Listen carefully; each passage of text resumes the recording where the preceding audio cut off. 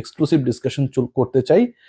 বাংলাদেশ দল বিশাল লাভের মধ্যে রয়েছে। বিশ্বকাপ না খেলার পরেও বাংলাদেশ যেভাবে আইসিসি কে প্রেসারে ফেলেছে, শেষ পর্যন্ত আমিনুল ইসলাম বুলবুল মানে পাকিস্তান ক্রিকেট বোর্ডের প্রধান, তাদের সরকার, সেনা প্রধান, তাদের বক্তব্য, তাদের মন্তব্য, আইসিসির কমান্ড সবকিছুকে উপেক্ষা করে বুলবুল সাহেবের যে অনুরোধ সেটাকে রাখতে শেষ পর্যন্ত সম্মত হওয়ার কারণে ক্রিকেটীয় যে যুদ্ধ, ক্রিকেটীয় যে চতুর্থ বিশ্বযুদ্ধ লাগার কথা ছিল সেই যুদ্ধটা লাগলো না।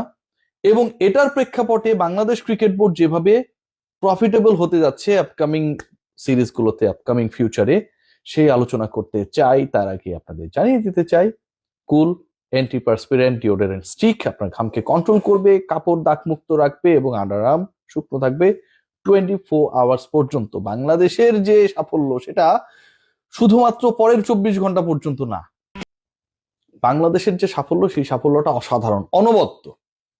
কি হয়েছে, কি করেছে?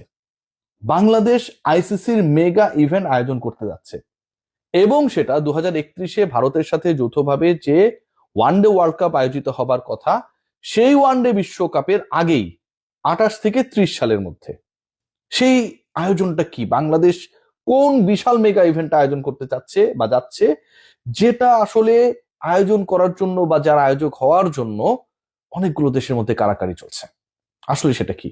এর বাইরে বাংলাদেশের কোনো পানিশমেন্ট হচ্ছে না। আইসিসি টি-20 ওয়ার্ল্ড কাপ ইন্ডিয়া শ্রীলঙ্কা যেটার যৌথ হোস্ট, সেখানটায় বাংলাদেশ যে অংশগ্রহণ করছে না, সেটার জন্য বাংলাদেশের কোনো ধরনের পানিশমেন্ট হবে না, বাংলাদেশের রেভিনিউ কেটে ফেলা হবে না। বিশাল অর্জন, আসলে কি তাই? আলোচনা যখন এই জায়গায় করছি ঠিক তখন কিছুটা হলো বিব্রত হতে হয়। 2028 থেকে 30 সাল পর্যন্ত, 2028 থেকে 30 সাল পর্যন্ত, আবারও বলছি 31-এর আগ পর্যন্ত আইসিসির যে মেগা ইভেন্ট গুলো মানে 27 পর্যন্ত দেয়া রয়েছে, 31 পর্যন্ত মেজর ইভেন্টের শিডিউল দেয়া রয়েছে, 28 থেকে 30-এর মধ্যে যে সময়টা, যে মাইনর ইভেন্টস গুলোর কথা বলা হয়েছে সেটা হচ্ছে নারী world cup, youth world cup টাইপের কিছু প্রোগ্রাম। বাংলাদেশ দল টি-20 বিশ্বকাপকে বিসর্জন দিয়ে যুব বিশ্বকাপের আয়োজক হবার খুশিতে ব্যাপক আনন্দিত। বাংলাদেশ ক্রিকেট বোর্ড ব্যাপক আনন্দিত। বিশাল অর্জন না? যুব বিশ্বকাপ হবে ভাই বাংলাদেশে। 2028 সালের দিকে বাংলাদেশে যুব বিশ্বকাপ হবে এবং যেই যুব বিশ্বকাপকে কেন্দ্র করে ইন্ডিয়া, অস্ট্রেলিয়া, ইংল্যান্ড, এই যে বড় বড় দেশগুলো রয়েছে তাদের মধ্যে কোনো কারাকারি নেই। ইন্ডিয়া সবশেষ ইউথ ওয়ার্ল্ড কাপ কবে হয়েছে বলতে পারেন?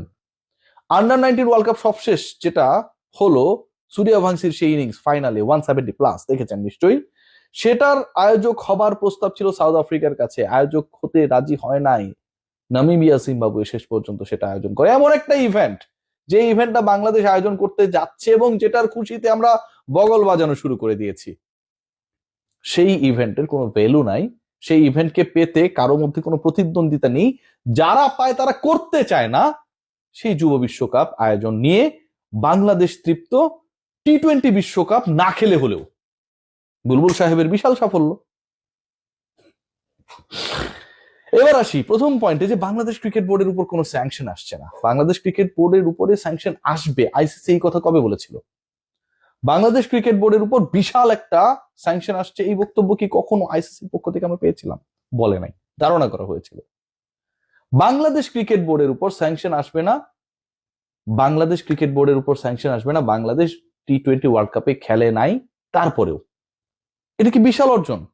বাংলাদেশ যদি টি-20 ওয়ার্ল্ড কাপে খেলতো, পাকিস্তান ভারত খেলছে, ভারত পাকিস্তানের যে শত্রুতা সেটা নিশ্চয়ই ভারত এবং বাংলাদেশের মধ্যে বৈরী সম্পর্ক বা বৈরী সম্পর্কের মাত্রা চেয়েও অনেক বেশি। সেই জায়গায় ইন্ডিয়া পাকিস্তান খেলছে, অথচ বাংলাদেশ সেই বিশ্বকাপ থেকে নিজেদের সরিয়ে নিয়েছে। ইন্ডিয়া পাকিস্তানের মতো চিরবৈরী দেশ, তারা খেলছে, বাংলাদেশ সেখান থেকে সরিয়ে নিয়েছে। ক্রিকেটের বৃহত্তর স্বার্থে আমিনুল ইসলাম বুলবুল রিকোয়েস্ট করেছেন মাহসিন নাকভিকে, পিসিবিকে, এবং সেই রিকোয়েস্ট শুনেই শান্তির বার্তা চলে এলো। ইন্ডিয়া পাকিস্তান রাজি হয়ে গেল, আইসিসি রাজি হয়ে গেল, 15 তারিখে শ্রীলঙ্কার কলম্বোতে, আমি যেখানটা অবস্থান করছি, সেই ম্যাচটা অনুষ্ঠিত হবে। কি ইন্টারেস্টিং, তাই না? আমিনুল ইসলাম বুলবুলের কত পাওয়া, কিন্তু আমিনুল ইসলাম বুলবুল তার দেশের, তার দলের বিশ্বকাপ শ্রীলঙ্কার মাটিতে খেলানোর জন্য আইসিসি কে, বিসিসিআই কে, এসএলসি কে কাউকে রাজি করাতে পারলেও না, আয়ারল্যান্ডকেও না। কোথায় বসবাস করি আমরা? আমরা কি চিন্তা করি? আমাদের ইনজেক্ট কি করা হচ্ছে? আন্ডার-19 ওয়ার্ল্ড কাপকে আমরা রিপ্লেস করতে চাই আমাদের টি-20 বিশ্বকাপ না খেলা দিয়ে। একটা প্রজন্ম যারা তৈরি হয়েছিল এই ওয়ার্ল্ড কাপটা খেলার জন্য, এই যে পরের বিশ্বকাপ আর এখনকার বিশ্বকাপের মাঝখানে যে একটা 2 বছরের গ্যাপ, 4 বছর হয়ে গেল। সবশেষ ওয়ার্ল্ড কাপ আমরা খেলেছিলাম 24-এ, এর পরেরটা খেলবো আমরা 28-এ। এই যে 4 বছরের গ্যাপ, এই 4 বছরের গ্যাপ কি দিয়ে পরিপূরিত হবে আমরা কেউ জানি না, আমরা কেউ সেটার খোঁজ করি না। ইন্ডিয়া পাকিস্তান ঠিকই খেলছে, এবং ইন্ডিয়া পাকিস্তান যে খেলবে শেষ পর্যন্ত সেই কথা বিভিন্ন সময় বিভিন্ন ভাবে বলারও চেষ্টা করেছি। ভারত পাকিস্তান তারা খেললে কোনো সমস্যা নেই, কিন্তু বাংলাদেশ বিশ্বকাপে অংশ নিলে বিশাল সমস্যা। চিন্তা করে দেখুন, ভারত পাকিস্তান খেলছে, পিসিবি রাজি, বুলবুল সাহেব রিকোয়েস্ট করছে ক্রিকেটের স্বার্থে যে ভারত পাকিস্তানের ম্যাচটা ক্রিকেটের ইকোসিস্টেম ঠিক রাখার জন্য প্রয়োজন, এবং তারা খেলছে। কিন্তু বাংলাদেশ বিশ্বকাপে খেললে ক্রিকেটের ইকোসিস্টেম নষ্ট হয়ে যেত। তাই যদি তাই না হয়, তাহলে ক্রিকেটের ইকোসিস্টেম ঠিক রাখার জন্য তো বাংলাদেশকে বিশ্বকাপে অংশগ্রহণ করানোর ক্ষেত্রে PCB, SLC, Irish cricket board, BCCI, ICC তারাও একটা স্টেপ নিতেন। আপনি আপনার দলের বিশ্বকাপকে বিসর্জন দিয়েছেন। আপনি যেই ক্রিকেটটা খেলতে চান, যেই ক্রিকেটারদের খেলতে দেখতে চায় দেশের মানুষ, সেই ক্রিকেটারদেরকে আপনি খেলার সুযোগ করে দেন নাই, অথবা সেই ক্রিকেটাররা খেলবে কি খেলবে না সেই জায়গায় নেগেটিভ ডিসিশন দিয়েছেন। আপনি আবার বলছেন ক্রিকেটের ইকোসিস্টেম ঠিক রাখার জন্য ইন্ডিয়া পাকিস্তানে খেলা দরকার।